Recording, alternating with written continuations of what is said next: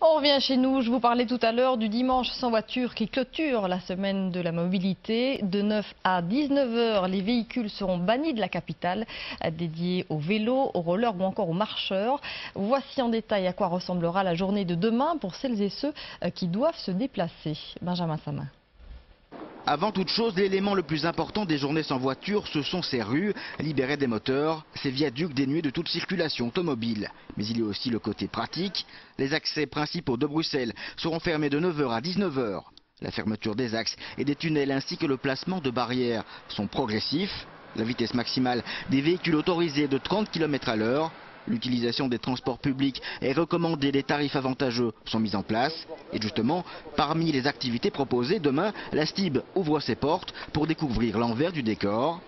Autre activité très originale, demain à 10 h 30, les 20 km de Bruxelles à l'envers. Le parcours est inversé, bref, on commence par la fin. Qui n'a pas couru les 20 km de Bruxelles en n'ayant pas regretté au 17e kilomètre quand ils voient monter l'avenue de Tervuren de vouloir se téléporter dans leur lit. Et je pense qu'on a tous maudit cette avenue de Tervuren et maintenant pour pouvoir la descendre, c'est un peu comme une revanche. Autre exemple étonnant, du bike polo sur la place Maurichard de Saint-Gilles ou vivre la mobilité dans la peau d'une personne handicapée ou aveugle à l'abbaye de Forêt.